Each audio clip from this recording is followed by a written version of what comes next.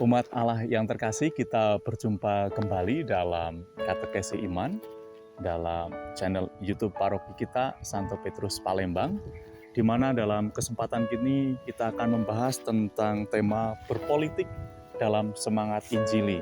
Dan semangat Injili yang akan kita bahas adalah berpolitik dalam semangat Bonum Commune.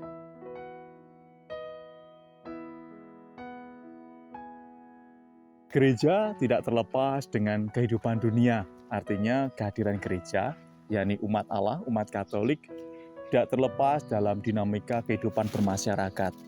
Dan disinilah sebenarnya letak dari gereja itu sendiri, yakni umat Allah, untuk bersama-sama mengarahkan masyarakat dunia, untuk mencapai kesejahteraan bersama, di mana itu menjadi salah satu nilai dari kerajaan Allah yang hadir di dunia ini.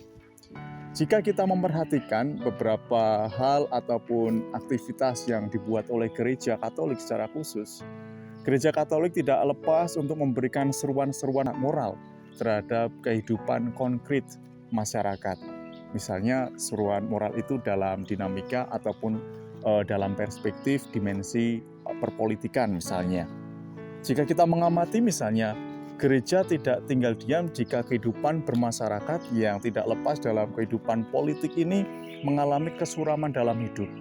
Maka tak gentar, gereja mengundang umat Allah, yakni gereja itu sendiri, untuk tidak menutup mata, tetapi peka terhadap persoalan sosial dan sekaligus mengundang umat untuk berpartisipasi terlibat di dalamnya, yaitu untuk mau masuk dalam dunia perpolitikan.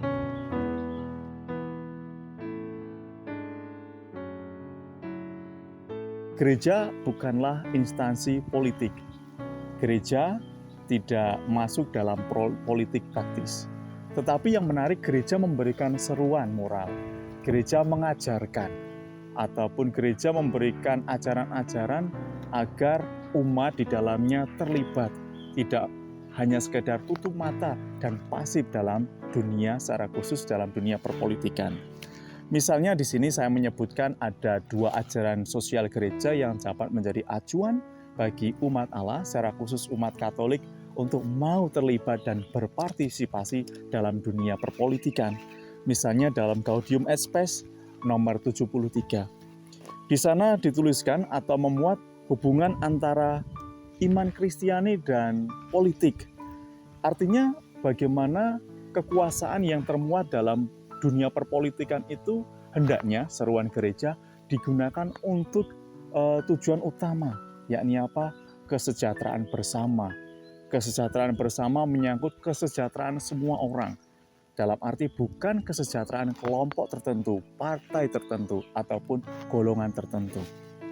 Yang lain misalnya dalam ensiklik Octodecima Adventiens nomor 46, ini adalah ensiklik dari Paus yang ke-6, di mana dikeluarkan sebagai ulang tahun 80 dari ensiklik Rerum Novarum dari Paus Leo yang ke-13, di mana di sana dituliskan ataupun gereja menyerukan bahwa tugas politik secara umum adalah berusaha untuk memecahkan persoalan-persoalan hubungan antara manusia. Artinya, politik yang ada dalam masyarakat itu hendaknya digunakan sebagai sarana, bukan tujuan.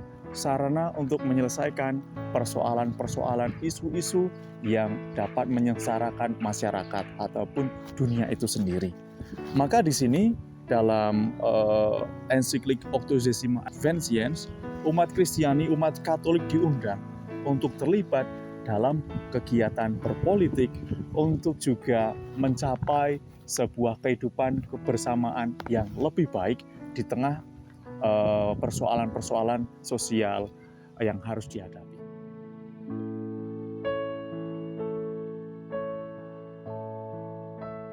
Paus Yohanes Paulus II dalam sebuah refleksinya menuliskan bahwa berpolitik itu sebuah panggilan. Artinya apa? Umat Katolik diharap untuk peka, membuka mata terhadap dunia perpolitikan. Selain itu juga undangan Paus Yohanes Paulus II ini juga mengundang umat Katolik untuk mau berpartisipasi aktif jika ada kesempatan untuk berpolitik, tidak tinggal diam. Karena apa? Karena dengan berpolitik umat Katolik memiliki kesempatan untuk juga mengkonkretkan semangat Injili, yakni dalam mewujudkan kesejahteraan bersama.